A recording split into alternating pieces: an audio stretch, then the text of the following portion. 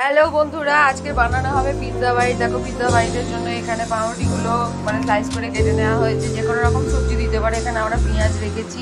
এখানে একটা সস বানানো হবে, তার জন্য এখানে দুধ, তারপরে টমেটো কেচাপ, এখানে হচ্ছে তোমার মেয়োনিজ, তারপরে এখানে দেখো গোলমরিচের গুঁড়ো, এখানে হচ্ছে বিট লবণ, এমনি সাধারণ লবণও ব্যবহার করতে পারো। এই দেখো এখানে বাটার, চিলি ফ্লেক্স, অরিগ্যানো আর চিজের কিউব রয়েছে। আর এটা বানাবে আমার মেয়ে। কিভাবে বানাবে চলো দেখা যাক। সসটা বানানোর জন্য এখানে যে দুধ নেওয়া হয়েছে তার মধ্যে দেখো টমেটো কেচাপ দিয়ে দেওয়া হলো। এর মধ্যে দেখো এবার মেয়োনিজ পরিমাণ মতো দিয়ে দেওয়া হলো। এর মধ্যে দেখো অরিগানো পরিমাণ মতো দিয়ে দেওয়া হচ্ছে।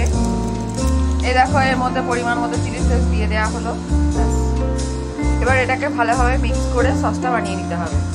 পুরো সসের টেক্সচারটা, সসটা পুরো বানানো হয়ে গেছে। এখানে দেখো একটা বেকিং ট্রে নিয়ে নেওয়া হয়েছে।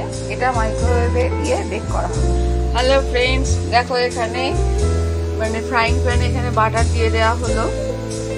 দেখো বাটারটাকে মেল্ট করিয়ে নেওয়া হচ্ছে। দেখো বাটারটা টোটালি মেল্ট হয়ে গেছে। এবার পাউরুটিগুলো এর মধ্যে দিয়ে দেওয়া হবে। একটু ফ্রাই করে নিতে হবে পাউরুটি বাটারে। দেখো পাউরুটিগুলো একটুখানি বাটারে ফ্রাই করে নিতে হবে। দেখো দেখো বন্ধুরা, একটা পিঠ কিন্তু দেখো ভাজা হয়ে গেছে সুন্দরভাবে। দেখো বাটারে ভেজে নেওয়া হয়েছে। এইভাবে আরো যে বাকি পাউরুটিগুলো রয়েছে সেগুলো এইভাবে ভেজে তুলে রাখতে হবে। দেখো বন্ধুরা, পাউরুটিগুলো কিন্তু একদম ফ্রাই হয়ে গেছে। এরপর সবজিগুলোকে বাটার দিয়ে ভেজে নিতে হবে। আমার মেয়ে যদি পেঁয়াজ ভালোবাসে,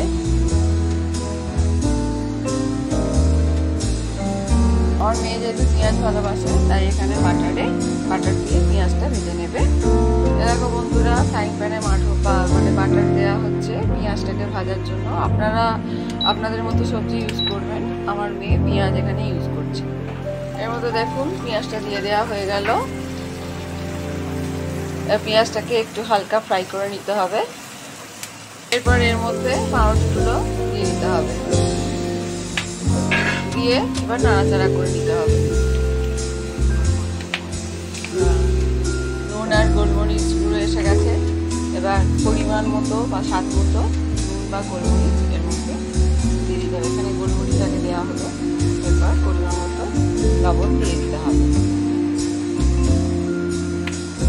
তো লবণটা দিয়ে দেওয়া হয়ে গেল। ভালোভাবে এটাকে মিক্স করে দিতে হবে যাতে নুন আর গোলমরিচটা এর মধ্যে ঢুকে যায়।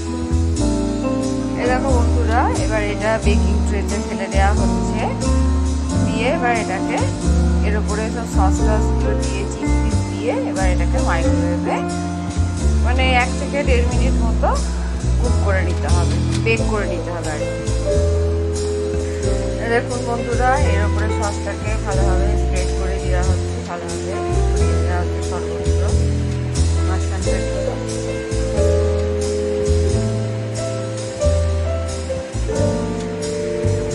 এর উপরে দেখুন বন্ধুরা চিজটা গ্রেট করে দিয়ে দেওয়া হচ্ছে।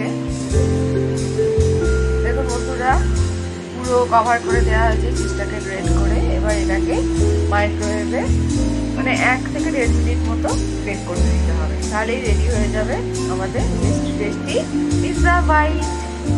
এই দেখুন মাইক্রোওয়েভের মধ্যে এটাকে বেক করার জন্য দিয়ে দেওয়া হচ্ছে। এখানে দিয়ে দাও 1 মিনিট, 1.5 মিনিট মতো দিয়ে দেওয়া হবে।